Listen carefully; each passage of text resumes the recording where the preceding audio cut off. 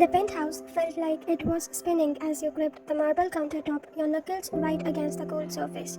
The fever had been building all day, but you had tried to push through it, not wanting to worry Jungkook when you knew he had important business to handle. Your phone buzzed against the counter, a text from him. JK, big meeting today, won't be back until late. Take care of yourself, baby, I love you. You stared at the message through your blurry vision, your head pounding with each heartbeat. The thermometer on the counter read 103.2 Fahrenheit, and you knew you should probably call someone, but Jungkook's world was dangerous enough without adding your problems to his plate. Stumbling towards the bedroom, you barely made it to the bedroom before your legs gave out. The silk sheets felt like ice against your burning skin as you pulled them up to your chin, shivering uncomfortably despite the heat radiating from your body. 2 hours earlier, across the city, Jungkook sat at the head of the obsidian conference table, his dark eyes scanning the faces of Seoul's most powerful underground leaders. The room reeked of expensive cologne and barely contained violence, but his expression remained perfectly composed, the mask he had perfectly worn over years. Of ruling the city's shadows, the shipment from Busan needs to be rerouted. Kim Tae-young, his second in command, was saying, "The ports are too hot right now." Jungkook nodded, his fingers drumming silently against the leather portfolio in front of him. This meeting would determine territorial boundaries for the next year, Miss said, and rival families would see it as weakness. His phone set to silent and face down on the table, vibrated once, twice, 3 times. He ignored it. Present moment, you weren't sure how long you had been drifting in and out consciousness when your phone started ringing. The sound felt like needles in your skull, but you managed to fumble for your in it nightstand. Hello. Your voice came out barely a whisper. Ryan? Honey, you sound terrible. Your best friend Mia's voice cracked through the speaker. Are you okay? Just fever. You managed, though speaking felt like swallowing glass. Where's Jungkook? You should call him. Can't. Important meeting. Ryan, listen to me. You sound really bad. I'm calling him. No, Mia, don't. But the line had already gone. In the conference room, Jungkook's jaw tightened as he watched Park Jimin argue about shipping routes with the Gwangju representative. These territorial disputes could take hours to resolve, and every minute minute meant millions of won in potential losses. His phone buzzed again. This time it was a call. He glanced at the screen. Mia, strange. Your best friend never called him directly, unless... Gentlemen, excuse me for one moment, he said, his voice cutting through the heated discussion like a blade. Several of the men looked annoyed, but no one dared to protest. Jeon Jungkook didn't take breaks during meeting unless someone was dying. He stepped into the hallway, answering on the fourth ring. Mia, what's wrong? Jungkook, thank God, it's Ryan. She's really sick. High fever, can barely talk. She didn't want me to call you because of your meeting. But he was already walking towards the elevator, his dress shoes clicking sharply against the marble floor. How high is her fever? She said over 103. Jungkook, she sounds awful. His blood went cold. 103 was dangerous. Caesar territory on my own way. In the meeting room, moments later, Jungkook strode back into the conference room, his face a mask of controlled urgency. 20 pairs of eyes turned to him, some curious, others irritated by the interruption. Gentlemen, he said, his voice carrying the authority that had made him Seoul's most feared leader before his 25th birthday. We'll have to continue this tomorrow. Tomorrow? The Gwangju representative stood up, his face flushed with anger. Jeon, we have been planning this meeting for months. Millions are at risk. And stake too. And I said, tomorrow. Jungkook's tone dropped to a dangerous whisper, the kind that usually preceded violence, unless you'd like to explain it to your boss while you questioned my priorities. The room felt silent. In Jungkook's world, showing weakness could get you killed, but everyone knew that his one weakness, his one exception to every rule, was you. Taeyong stood up smoothly. We'll reschedule it. I'll handle the details. Jungkook was already at the door. In the penthouse, you weren't sure if you were dreaming when you heard the front door slam, followed by rapid footsteps on the hardwood floor. Your vision was hazy and everything felt far away, like you were underwater. Ryan, Jungkook's voice cut through the fever-induced fog. You tried to respond, but only a weak whimper escaped your lips. The bedroom door burst open, and suddenly he was there, your deadly dangerous boyfriend, the man who could kill with his bare hands, kneeling beside the bed with panic in his dark eyes. Baby, hey, look at me, he whispered, his large hand instantly finding your forehead.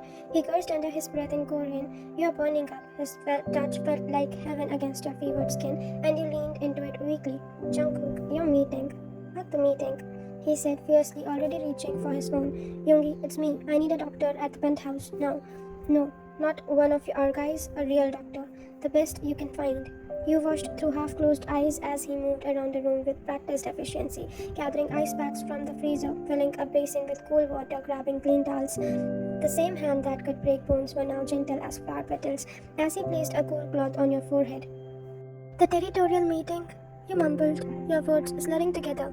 There will be other meetings, he said firmly, sitting on the edge of the bed and carefully lifting you so your head rested in his lap. There's only one you. Later, the doctor, a nervous man who clearly knew better than to ask questions about his patient's boyfriend's profession, confirmed what Jungkook already knew. Severe flu, dangerously high fever, but you'd be okay with rest and medication. After the doctor left, Jungkook shred his expensive suit jacket and tie, loosening his collar as he settled beside you on the bed. You were finally sleeping peacefully, the fever having broken an hour ago. But he couldn't bring himself to leave your side. His phone buzzed constantly, messages about the postponed meeting, territory disputes that needed his attention, business that couldn't wait. He turned off. Jungkook, your voice was still weak, but clearer than it had been all day. I'm here, baby. You left. You're meeting for me. He turned to face you fully, his dark eyes intense even in the dim bedroom light. Ryan, listen to me. I don't care if it's a meeting with the president of Korea himself. If you need me, anything else stops. But your reputation... My reputation is built on being feared, not on being stupid. He interrupted softly. And it would be stupid to let the most important person in my world suffer alone. You reached for his hand, intertwining your fingers with his. These hands had done terrible things. You knew. But they were also the hands that held you during nightmares, that traced gentle patterns on your skin, that would tear the world apart to keep you safe. I love you, you whispered. I love you too, he murmured, pressing a soft kiss to your temple. More than territory, more than power, more than anything. Don't ever hesitate to call me, no matter what I'm doing. As you drifted back to sleep in his arms, you heard him making quiet phone calls, rescheduling meetings, delegating responsibilities, making sure his empire would run smoothly while he took care of you. Jungkook was Seoul's most dangerous man, but he was also yours, and in his world of violence and power plays, that made you the most protected person in the city. The fever was gone, but the warmth of his love remained, wrapping around you like the safest blanket in the world. 3 days later, you were finally feeling human again, sitting in the kitchen with a cup of tea while Jungkook working at his laptop nearby. He had barely left your side since that night, conducting most of his business from the penthouse and sending Taeyang to handle face-to-face meetings. You know, you said, breaking the comfortable silence. I've been thinking about what happened. Jungkook looked up from his screen, his dark eyes immediately alert. What about it? The other pauses. They must think you're weak now, leaving a meeting like that. His expression hardened slightly. Let me worry about my reputation. Jungkook, I'm serious. In your world, showing weakness. In my world, he interrupted, closing the laptop with a soft click. Respect is earned through fear, but fear is earned through unpredictability. Do you know what's more terrifying than a man who kills for money? You shook your head. A man who kills for love. His voice was quiet, but there was steel underneath. Trust me, baby. You're not seeing weakness. They are seeing exactly how far I'll go to protect what's mine. As if summoned by his words, Taeyang appeared in the doorway, his usually perfect appearance slightly disheveled. We have a problem, he said, without preamble. Jungkook's entire demeanor shifted, the soft boyfriend disappearing as the dangerous leader emerged. What kind of problem? The Gwangju family, they are calling your loyalty into questions, saying you are gone soft. Taeyang's eyes flicked to you apologetically. They are making moves on the Eastern Territory. You felt your stomach drop. This was exactly what you feared. How many men? Jungkook asked, his voice deadly calm. 50, maybe more. They hit 3 of our warehouses last night. Jungkook stood slowly, and you could practically feel the temperature in the room drop. And casualties? 2 of our guys in the hospital. Nothing fatal, but they are sent a message. They'll send one back. Jungkook's smile was razor sharp. Call everyone. Meeting in an hour. Already done? They are waiting downstairs. After the young left, Jungkook turned back to you, his expression softening slightly. I have things to handle. I know, you stood up, wrapping your arms around his waist. Just be careful and don't do anything crazy because of me. He cupped your face in his hands, thumbs brushing over your cheekbones. Ryan, everything I do is because of you. You're the reason I fight to keep this empire. The reason I need to stay on top. You think I built all this for money? Don't you? I built this so that no one could ever hurt you, so that you could live without any fear, without want, without anyone ever being able to touch you. His forehead rested against yours. So when I destroy the Gongju family tonight, it won't be about reputation or territory. It'll be about them threatening the peace of the only person who matters to me. The war room basement level, the basement of Jungkook's building, had been covered into a strategic command center that would make military generals jealous. Screens lined the wall showing surveillance feeds from across the city. In a massive table dominated by the center with details map of Seoul's underground territories, 20 of his most trusted men sat around the table. Their faces grim, you had seen some of them before at gatherings. Jimin at his deceptive sweet smile, Yoongi with the cold, calculating eyes, and Namjoon with his strategic mind, Jin with his brutal efficiency, and Hoseok, whose cheerful demeanor hid a ruthless killer.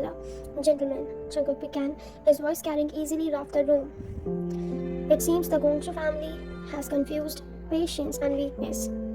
He moved to the wall of screens, pulling up surveillance footage from the warehouse attacks.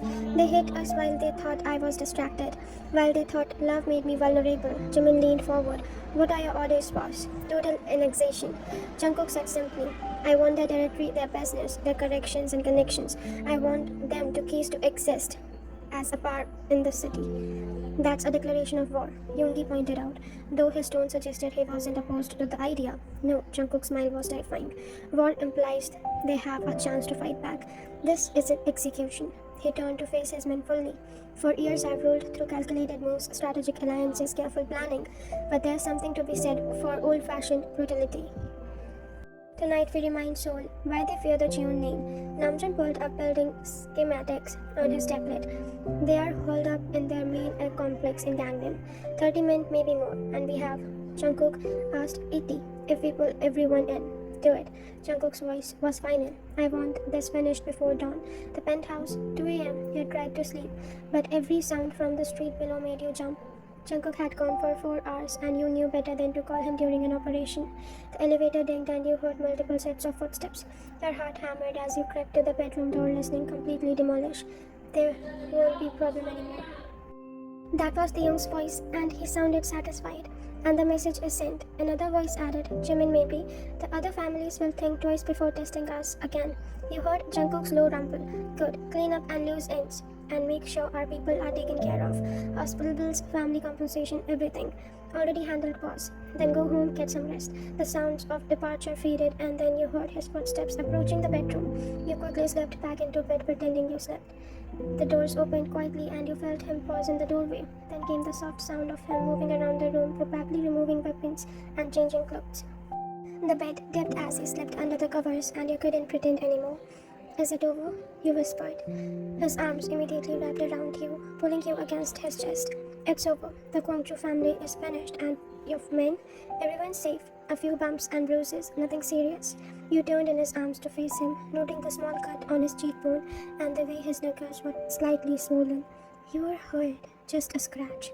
He caught your hands, and as you reached for his face, bringing it to his lips to kiss your palm. Ryan, I need you to understand something. What happened tonight? It wasn't about territory or money or reputation. What was it about? You. His voice was intense, his dark eyes boring into yours. When you were sick, you were almost fainted, and you were burning up with fever. I realized that nothing else mattered. Not the empire, not the bar, not the fear. Just you, Jungkook. The Gongju paused before we finished him. He said something. He said I'd grown weak and that love had made me soft. Jungkook's laugh was dark. He was wrong. Love didn't make me weak. It made me absolutely ruthless because now I have something worth protecting, something worth killing for. You were quiet for a moment, processing his words. Are you telling me you whipped out an entire crime family because I had a fever? I'm telling you I whipped out an entire crime family because they threatened the stability of my world, and my world is you. He brushed a strand of hair from your face, and they wanted to test me, to see the man who left a cruel meeting for his girlfriend was still the same killer they feared. Tonight, they got their answer. What answer? That I'm not the same killer they feared. I'm worse, because now I don't just kill for territory or money, I kill for love, and that's what makes me identify and infinitely more dangerous. You studied his face in the dim light, seeing both the tender man who had held you through your fever and the deadly leader who had just dismantled his enemies. Sometimes I forget how scary you can be. I never want you to be scared of me, he said immediately, his voice soft again. Never you. I'm not scared of you. You assured him I'm scared for you. This life, this world, it's so dangerous. Then I'll make it less dangerous. One enemy at a time. one threat at a time, until there's nothing left that could hurt you. You can't eliminate every threat in Seoul. Watch me. The certainty in his voice should have been alarming, but instead it made you feel impossibly safe. Jungkook was the most dangerous man in the city, and he was completely, utterly yours. Promise me something, you said. Anything. Promise me you'll always come home, no matter what happens, no matter who threatens us. Promise me you'll always come back to me. He was quiet for a long moment, and you knew.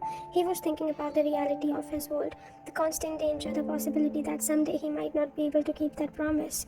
I promise, he said finally, that I will move heaven and earth to come back to you. And if I can't, if something happens to me, I promise that you'll be protected. The young has instructions. Money set aside. Safe houses prepared. You'll never want for anything. I don't want money or safe houses, you whispered. I want you. Then you have me, all of me, forever. As you drifted off to sleep in his arms, you couldn't hear the city waking up outside, probably already buzzing with news of the Gongju family's sudden disappearance. Seoul's underworld would be different tomorrow, more unified under Jungkook's control, and more stable too.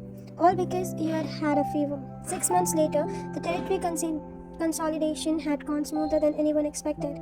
With the Gongju family eliminated, the other crime families had fallen in line quickly, preferring cooperation to destruction. Jungkook's empire was now larger and more powerful than ever, but also more stable. You were in the penthouse kitchen cooking dinner when Jungkook appeared behind you, wrapping his arms around your waist. Well, Scott, he murmured against your neck. It just passed though. I wasn't talking about the food. You laughed, leaning back against his chest. How was your day? Boring. Paperwork, territory reports, budget meetings, and etc. etc. He turned you around in his arms. I've been thinking. About what? About that night when you were sick. Jungkook, we have talked about this. I'm fine. The fever's long gone.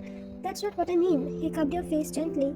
I mean the moment I realized that nothing else mattered except getting to you, the moment I understood that you're not just a part of my life, but you are my life, you felt your heart skip a beat. What are you saying? Instead of answering, he stepped back and dropped to one knee, pulling out a small velvet box.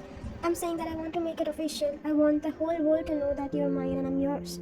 He opened the box, revealing a stunning diamond ring. Ryan, will you marry me? You stared at him in shock. This dangerous, powerful man, kneeling in your kitchen, his dark eyes vulnerable and hopeful. Are you proposing me? Because I almost fainted from fever. You asked, half laughing, half crying. I'm proposing you because that fever made me realize that I can't live without you, because you're the only person who have ever made me want to be better than what I am. Because you love me despite the darkness, and because you're braver enough to build a life with Seoul's most dangerous man. Jungkook, I know what I'm asking isn't fair. I know that loving me means accepting the danger and the uncertainty. The fact that people will always be trying to hurt me and you by extension. His voice was steady, but you could see the fear in his eyes, not of death or enemies, but of your rejection. But I'm selfish enough to ask anyways. Marry me, Ryan. Let me spend the rest of my life protecting you, loving you, coming home to you. You looked down at him, this man who has built an empire with his bare hands, who commanded fear and respect from the deadliest people in the city, who had destroyed an entire crime family because they had threatened your peace. Yes, you whispered, his face lit up with a smile so pure and happy that it transformed him completely, making him look like the young man he might have been in a different life. Yes? He repeated as if he couldn't believe it. Yes, I'll marry you. I'll be your wife, your partner, your home to come back to, and everything. He slipped the ring onto your finger with shaking hands and stood and swept you into his arms, spinning you around the kitchen while you laughed. I love you, he said against your lips. I love you so, so much that it terrifies me. I love you too. You replied, my dangerous, beautiful, deadly fiancé. Fiancé, he repeated like he was tasting the word. I feel like the sound of that. Just wait until you hear husband. You teased Mrs. June, he murmured, and you could feel his smile against your neck. I really like the sound of that. As he held you in the kitchen and he had once knelt beside your fevered form, where he had first realized that love could make him stronger instead of weaker, you knew that whatever dangers lay ahead, you'd face them together. After all, you are going to be married to Seoul's most dangerous man, and that made you the safest woman in the world.